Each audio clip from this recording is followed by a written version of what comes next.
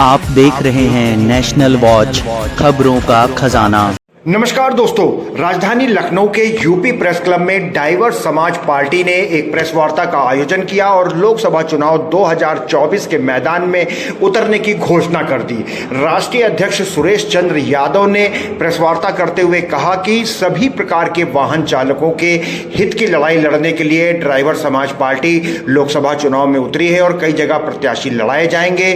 प्रमुख मांगों को लेकर नेशनल वॉच से खास बातचीत करते हुए पार्टी ने पूरा ध्यान वाहन चालकों की समस्याओं पर केंद्रित किया है। आइए बात करते हैं राष्ट्रीय अध्यक्ष सुरेश चंद्र यादव से और जानते हैं कि ड्राइवर समाज पार्टी किन मुद्दों को लेकर लोकसभा चुनाव में उतरी है। ड्राइवर समाज पार्टी का मैं राष्ट्रीय अध्यक्ष हूँ। सुरेश चंद्र यादव मेरा नाम है। आजमगढ़ से मैं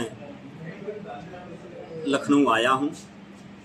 आप लोगों से इसलिए मैं मुखातिब हूँ क्योंकि सामाजिक न्याय सुरक्षा व्यवस्था पर मैं सरकार से कुछ क्वेश्चन करना चाहता हूँ कि क्या आप देश में दो तरह का आप राजनीति कर रहे हैं, दो तरह के आप सिस्टम चला रहे हैं। एक तो अमीरों के लिए आपकी व्यवस्था बनी है और एक गरीबों के लिए बनी है। गरीबों के लिए तो आप 5 केजी राशन दे रहे हैं और अमीरों का आप 16 लाख करोड़ रुपया कर्ज माफ कर रहे हैं।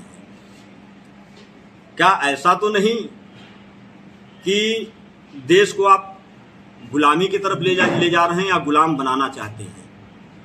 क्योंकि एक पिक्चर सब लोगों ने देखा होगा जिसमें अमरीश पुरी जी खलनायक हैं और एक उनके साथ भी हैं, साथ देते हैं, जो कि शायद मैं उनका नाम नहीं जानता। अमरीश पुरी जी के साथ जो दूसरे खलनायक हैं वो कहते हैं कि ठाकुर मैं इन लोगों से इन अंगूठे का निशान पेपर पे ले लूं, तो अमरीश पुरी जी कहते हैं कि नहीं, पहले इन लोगों को हराम की खाने की आदत पड़ जाने दो, इसके बाद ये अंगूठे का निशान तो क्या अपने जमीन हमारे नाम खुद पे खुद कर देंगे। इसका मतलब यादव जी सीधी लड़ाई आपकी भाजपा से है।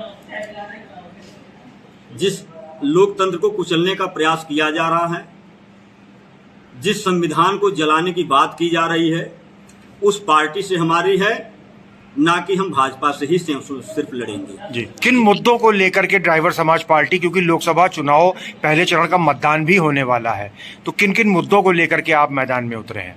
पहला मुद्दा तो हमारा ये है कि जो एक तो हिट एंड रन कानून लाया गया था,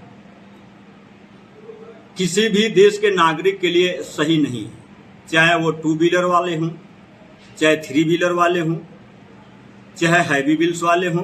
कोई भी रोड पे चलने वाला व्यक्ति इस हिट एंड रन कानून में सुरक्षित नहीं है, जिसका हमने विरोध किया था दिल्ली के जंतर मंतर पे और अपने कुछ ड्राइवर समाज के लिए कुछ मांगे रखी थी,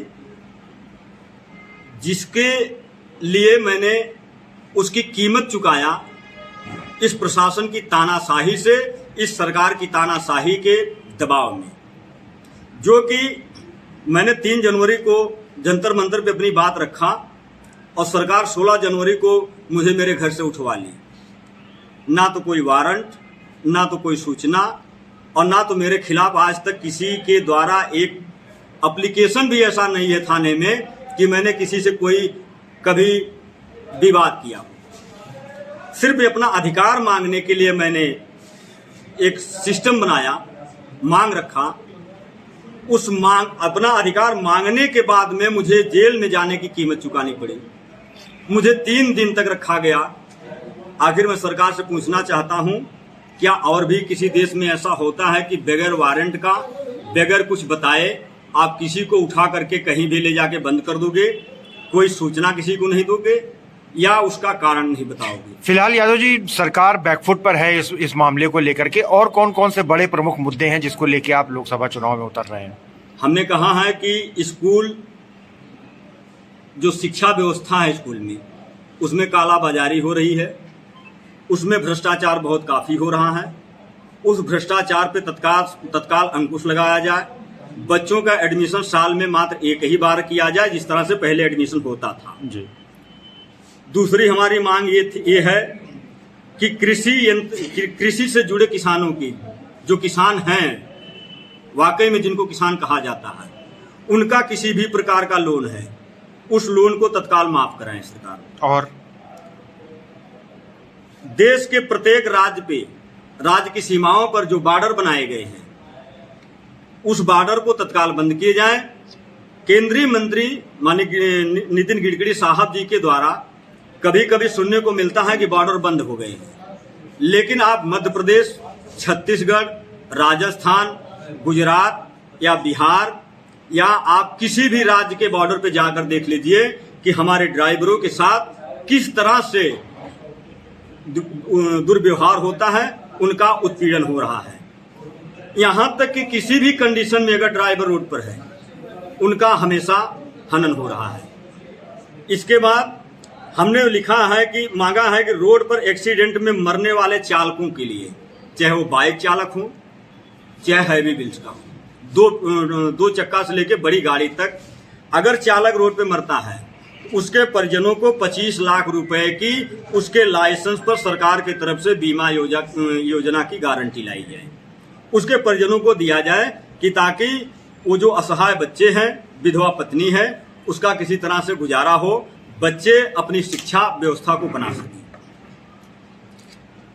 प्रदूषण, वाहनों का जो प्रदूषण पेपर है, यह एक लूटने की प्रक्रिया बनाई गई है। 100 रुपए से लेकर के 150 रुपए तक, 200 रुपए तक इस पेपर की कीमत है बनाने के लिए। अगर खुदा खास्ते किसी का पेपर मौके पर नहीं है, 1 घंटा पहले समाप्त हो गया है, सामने प्रशासन चेकिंग लगा के खड़ा है, पहुंच गए तो उसके ऊपर 12,000, 1,000 से लेकर के 12,000 तक की चालान काटी जा रही है। इस प्रदूषण पेपर को समाप्त किया जाए, क्योंकि 200 रुपए से 150 रुपए से प्रदूषण समाप्त नहीं होता है देश का जी। क्योंकि 15 साल की परमिट जो है बनाई गई है, जब तक उस परमिट का वैल्यू है तब तक उस वाहन का वैल्यू उतना रहेगा। प्रदूषण पेपर को तत्काल समाप्त किया जाए। अनाथ बच्चों की शिक्षा व व्यवस्था 1 से लेकर के 12 तक सरकार द्वारा मुफ्त कराई जाए। संविदा पर कार्यरत लोगों की सरकारी योजना से जोड़ा जाए, संविदा नाम को समाप्त किया जाए। पेट्रोलियम, एम्बुलेंस और बस चालकों की सरकारी सुविधा का लाभ मिले, उन्हें संविदा से हटाया जाए, सरकारी वेतन लागू किया जाए। पार्टी का प्रयास रहेगा कि वाहनों पर लगने वाले दोहरे टैक्स को एक टैक्स किया जाए, या तो रोड टैक्स या तो टोल टैक्स।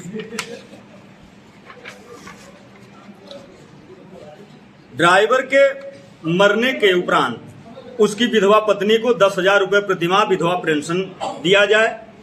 उसके बच्चों की शिक्षा, चिकित्सा सरकार द्वारा कराई जाए। ड्राइवर के एक्सीडेंट होने पर यदि कोई अंग कटता है तो उसे 10 लाख रुपए की आर्थिक सहायता और उसका मेडिकल उपचार सरकार द्वारा 5,000 रुपये प्रतिमाह विकलांगता पेंशन दिया जाए।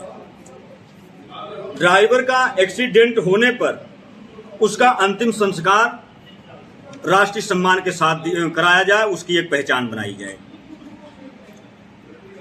राष्ट्रीय स्तर पर एक हेल्पलाइन नंबर बनाए जाए परिवहन विभाग से अलग से, कि ताकि ड्राइवर के साथ कहीं कोई दुर्घटना होती है, कहीं डीजल चोरी होता, कहीं टायर खुल जाता, ड्राइवर को मारा पीटा गया, उस हेल्पलाइन के नंबर के जरिए वो प्रशासन से सहायता लेकर के उसे न्याय मिल सके। जी यादव जी, कुल मिलाकर के ड्राइवर समाज पार्टी की जो प्रमुख मांगे हैं वो ड्राइवर वर्ग को लेकर के हैं कि उनको उनकी तरफ सरकार का ध्यान आकृष्ट हो। हाँ, अब चूंकि लोकसभा चुनाव इस समय अब हम बीच में है, तो पार्टी कहाँ कहाँ अपने प्रत्याशी खड़े कर रही है और क्या किसी के साथ गठबंधन है?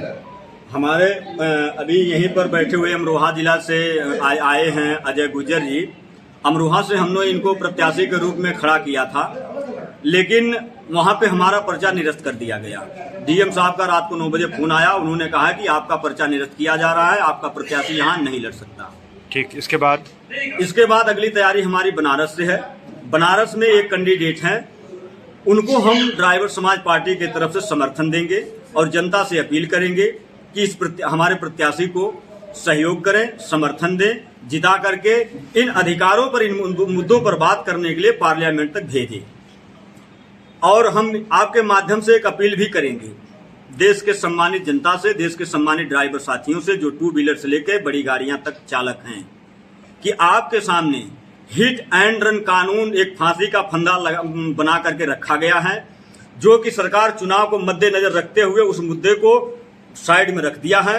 अगर ये सरकार दोबारा अगर सत्ता में आती है तो फिर सामने वो कोई समझौता नहीं करेगा, हिट एंड रन कानून लाएगा। इसलिए हम देश की जनता से अपील करेंगे कि इस पार्टी को, इस तानाशाह सरकार को वोट देने से पहले 100 बार जरूर अपने लाइफ के बारे में जरूर सोचें। ये कानून किसी भी जनता के हित में नहीं है।